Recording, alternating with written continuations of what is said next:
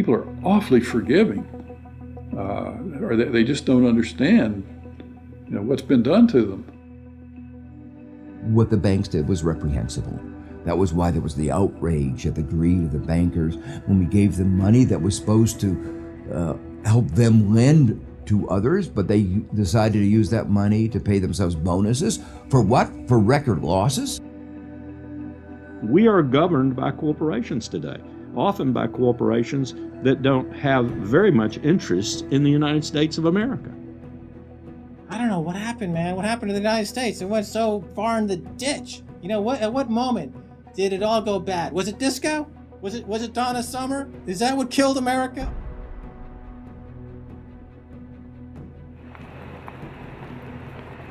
We are entering the age of consequence.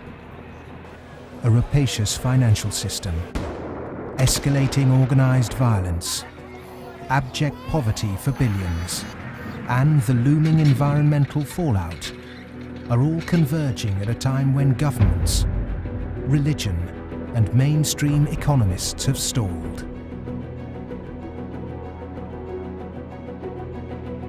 War, conquest, famine, and death.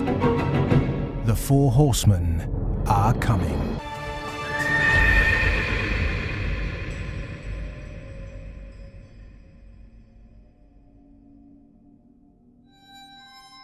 This is not a film that sees conspiracies.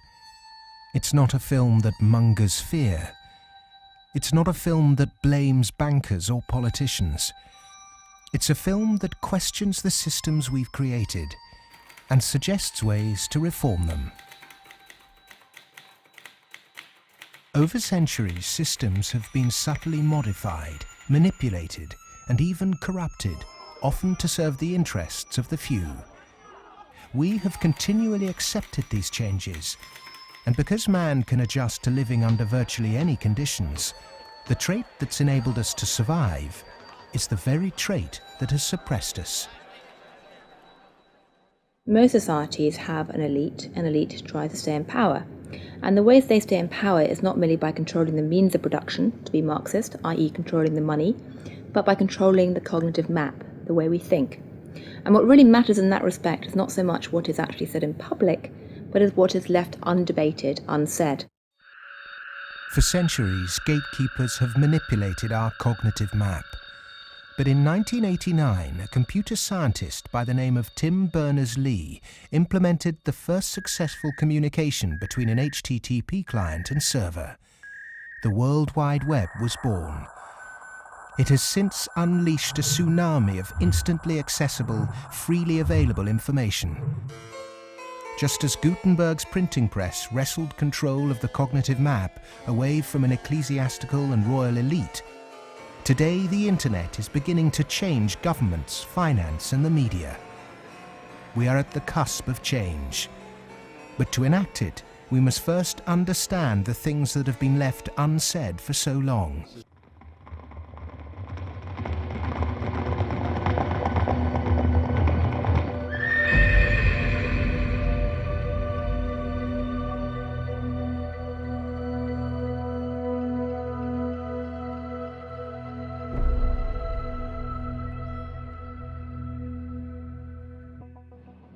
The end of World War II, we had 50% of the world's gross domestic product. We were making 54,000 airplanes a year, 7,000 ships, et cetera, and we were the new Rome.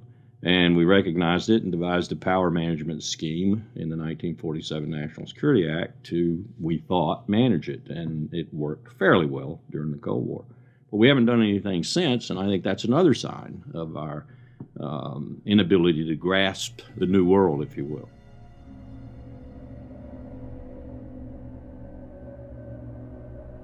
Empires do not begin or end on a certain date, but they do end, and the West has not yet come to terms with its fading supremacy. At the end of every empire, under the guise of renewal, tribes, armies, and organizations appear and devour the heritage of the former superpower, often from within. In his essay, The Fate of Empires, the soldier, diplomat and traveller Lieutenant General Sir John Glubb analysed the life cycle of empires. He found remarkable similarities between them all. An empire lasts about 250 years, or 10 generations, from the early pioneers to the final conspicuous consumers who become a burden on the state. 6 ages defined the lifespan of an empire. The age of pioneers, the age of conquests, the age of commerce, the age of affluence, the age of intellect, ending with bread and circuses in the age of decadence.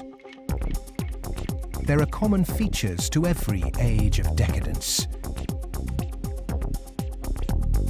An undisciplined, overextended military,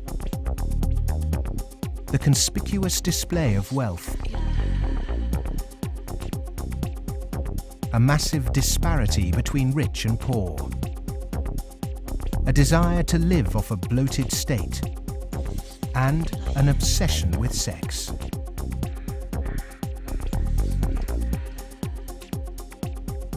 But perhaps the most notorious trait of all is the debasement of the currency. The United States and Great Britain both began on a gold or silver standard, long since abandoned.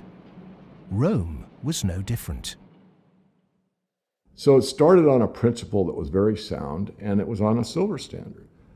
But as it corrupted further and further and further, the Roman denarius got to the point where it was basically a copper coin, and they learned how to plate, and it was washed in silver, and in circulation the plating came off. And at the end, all the senators that really did at one time represent the people only were interested in representing how much wealth they could steal at the top. Great empire wealth always dazzles, but beneath the surface, the unbridled desire for money, power, and material possessions means that duty and public service are replaced by leaders and citizens who scramble for the spoils. Historically, all the signs of the demise of empire are beginning to develop. Some are more trenchant than others.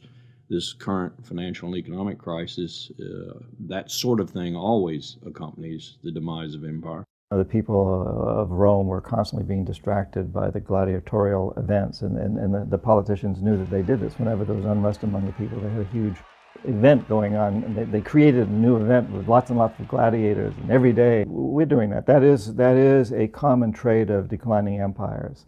And so today in the United States, for example, you find a tremendous emphasis on all kinds of television programs that distract people from what's really going on. Sports is a big part of that, as it was in the gladiator times. In essence, we've been lulled into a lethargy, and we've accepted it. Just as our sports stars today earn vast sums, so did Roman charioteers. In the 2nd century, one by the name of Gaius Apuleius Diocles amassed a fortune of 35 million sesterces in prize money, equivalent to several $1 billion today. Strangely, perhaps, there's another profession that is disproportionately hallowed as an empire declines. The Romans, the Ottomans, and the Spanish all made celebrities of their chefs.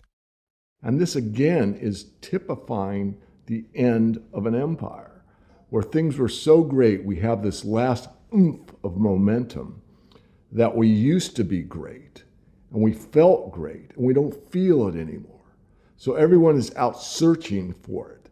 Well, maybe it's in the best food, or the best clothes, or the best music, or the best movies, or a reality TV show, or another magazine. But you can never get enough of what you don't need.